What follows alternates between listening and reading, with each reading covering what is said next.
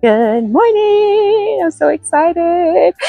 I'm in the garden today watching the grapevines finally come out. I'm going to give you a glimpse of it in a few minutes, but I just wanted to share something that's on my heart because after seasons of just watching the plant go dead, then springing up again and choosing their moment when they want it to come out, I'm in awe, I'm excited, and I want to share everything with you, but I also want to pause for a moment and let me find a spot.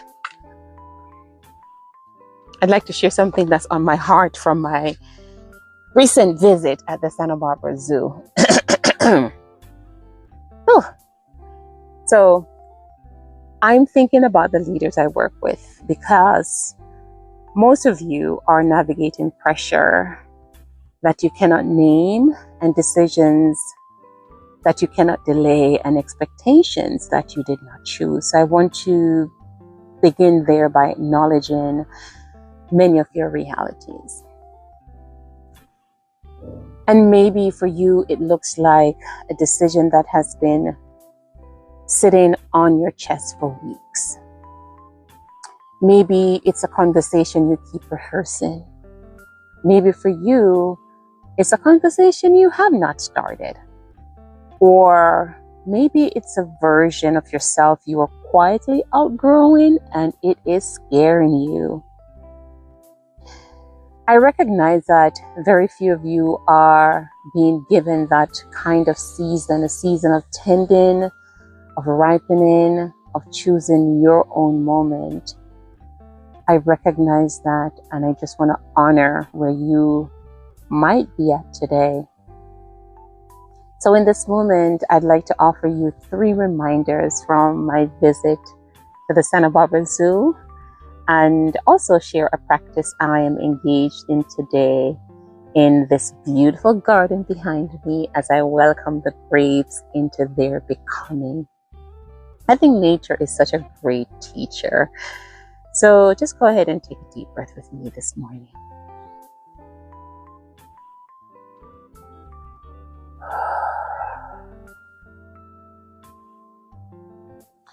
The first reminder came from the lion.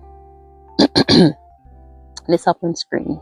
You can see that he's sitting on a large stone in the middle of his enclosure.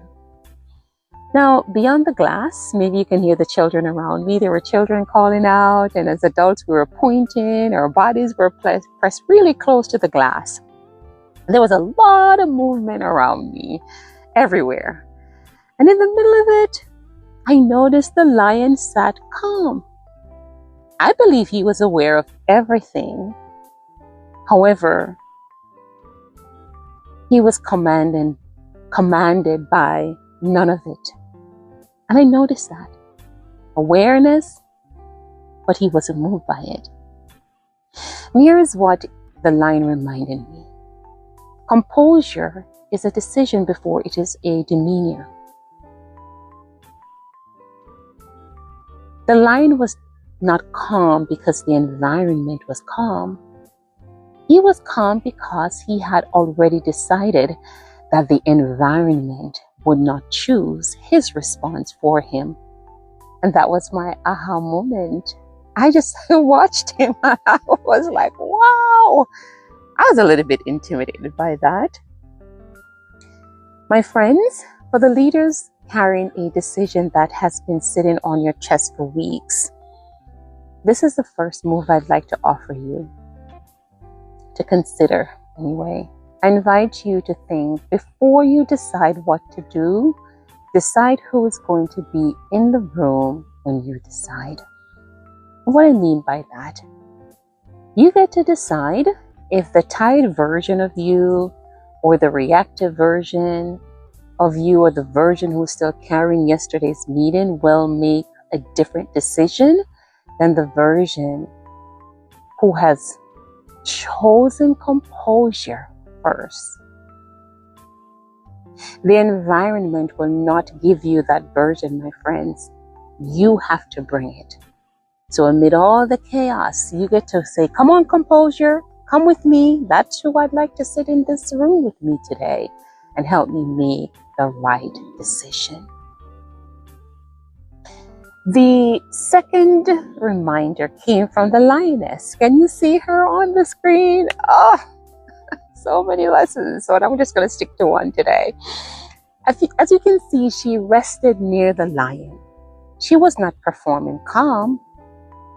She was not managing the lion. She simply followed his lead, and his composure became hers. I noticed that. And I was impressed by that. Here is what she reminded me. The lioness reminded me that presence is contagious in both directions. Whatever you bring into the room is what the room will begin to carry. So my friends, if you bring urgency, the room will move faster than it should.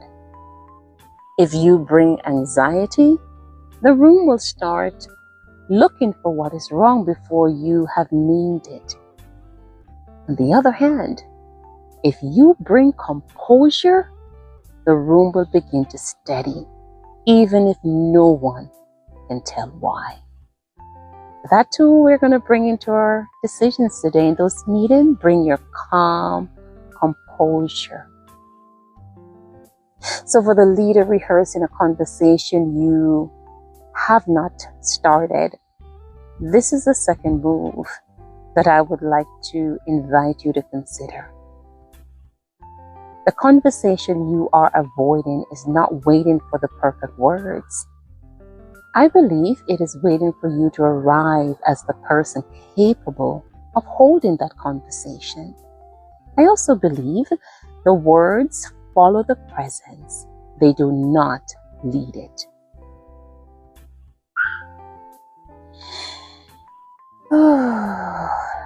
Take a deep breath. The third reminder came from the crowd, and I was part of that crowd as well.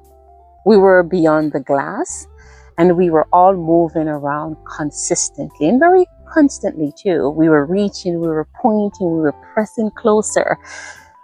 We were wanting something from the animals that the animals were not obligated to give. Yes, I wanted the lion to get up and come closer to us. I wanted to touch the lions, right? Here is what the crowd reminded me when I walked away that day.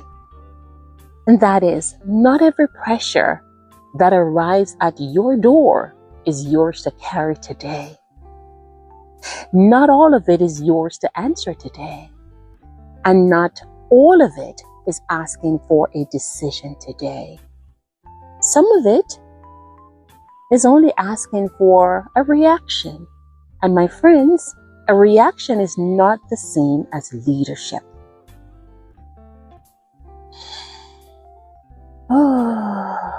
Let's take another deep breath. For the leader quietly outgrowing a version of yourself, I'd like to extend this third move for you to consider. Maybe the version of you that treated every knock at the glass as a summons is the version you're leaving behind. Maybe the version emerging is learning which pressures deserve a response, which pressure deserves a pause, and which pressure deserves to simply pass by. Pay attention and honor where you are in your becoming. And then I got to engage in this practice, and the practice from the garden I'd like to share with you. Then we're going to head over to the garden, okay? So I have been tending these grapevines for seasons. If you go on my YouTube channel, you see the different seasons that I've been doing these recordings from. There was the pruning when I wanted to let them grow, waiting when I wanted to harvest, and trusting a timeline I did not set and I had no control over. However, this morning, I noticed that they're finally bearing. Actually, they've turned brown.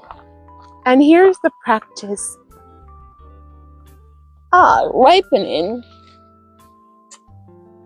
is teaching me that ripening is not reaction to pressure. It is a response to tending. I say that because the vine did not produce the fruit because I demanded it. It produced fruit because I stayed with it through the different seasons that looked like nothing was happening. I believe the same is true for or of you or of leadership. And I say that because, and I'll come back, there's so much light here. The decision on your chest might be ripening. The conversation you are rehearsing might be ripening. The version you are outgrowing is ripening into the next one. And your work, my friends, is not to force the fruit. Your work is to keep tending, keep pruning, keep showing up to the vine, even in the seasons that look like nothing is happening. Because here's what I've found. Pressure will always ask you to react. But I want you to remember that you have the power of composure, because tending have a way of teaching you to remain composed. Pressure creates the moment, yes, and sometimes it's out of our control. But the beauty here is that pattern has the power to shape the impulse. Greater than that, I have found, is that intention creates the pause. You know, I love to talk about being still, right? And in the stillness, I'm finding that purpose is even much more powerful because it chooses the direction. It teaches you where to go, and how to move forward. So, my sunny day in the garden. Let's go back to peeking around. Peek around. Can you see? It's so beautiful. All the grapevines. Can you see the grapevines?